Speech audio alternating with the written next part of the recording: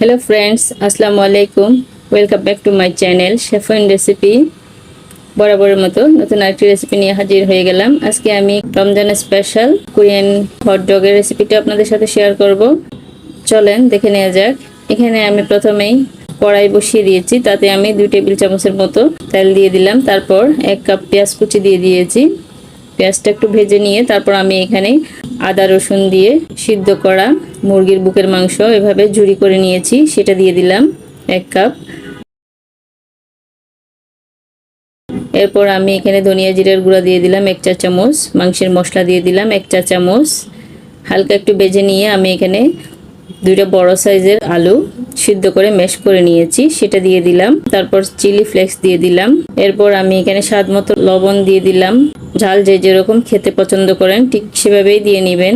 এরপর আমি মিক্স করে নিচ্ছি, ভালোভাবে মিক্স করে ফেলতে হবে। এটা আলুটা অবশ্যই ভালোভাবে ম্যাশ করে নিতে হবে।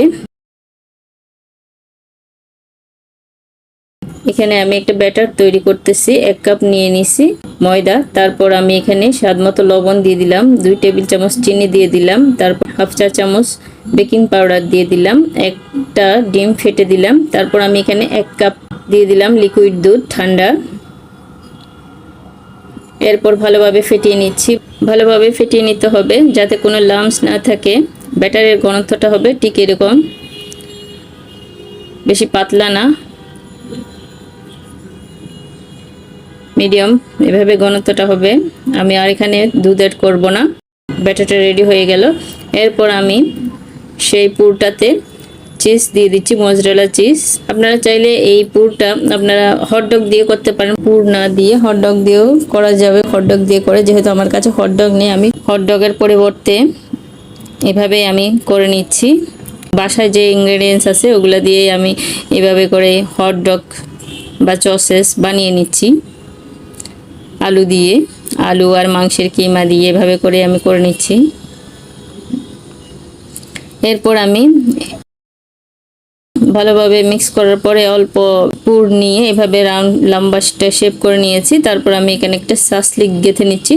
সাসলিকটা অবশ্যই 20 মিনিট পানিতে ভিজিয়ে রাখবেন। একটা একটা করে আমি সবগুলো বানিয়ে নিচ্ছি।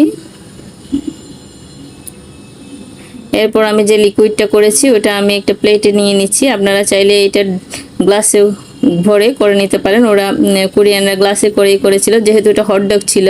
আমারটা যেহেতু আলু দিয়ে করা, ওটা আমি গ্লাস থেকে উঠাতে পারবো না, যার কারণে আমি এভাবে করে নিচ্ছি।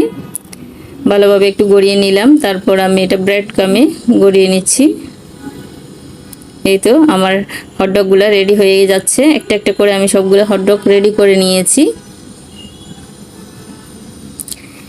এবার আমি চুলায় চলে যাব। চুলায় একটা ফ্রাই প্যান বসিয়ে দিয়েছি। তারপর আমি এখানে অল্প পরিমাণ তেল দিয়ে দিচ্ছি। আপনারা চাইলে ডুবো তেলেও ভাজতে পারেন, আমি মিডিয়াম তেলেই ভাজতেছি। একে একে সবগুলো যতটুকু ধরে আমি দিয়ে দিচ্ছি, একটা একটা করে 3টা দিয়ে দিচ্ছি। যখন নিচেরটা হালকা একটু ক্রিস্পি হয়েছে আমি উল্টে দিচ্ছি।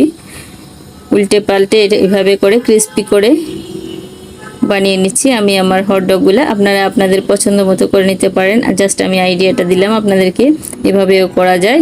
সসেসের পরিবর্তে আমরা এভাবে হটডগ করে খেয়ে নিতে পারি বাসায়। করছি, ভালো লেগেছে। ভালো লাগলে লাইক কমেন্ট শেয়ার করতে ভুলবেন না। আজ এ পর্যন্ত।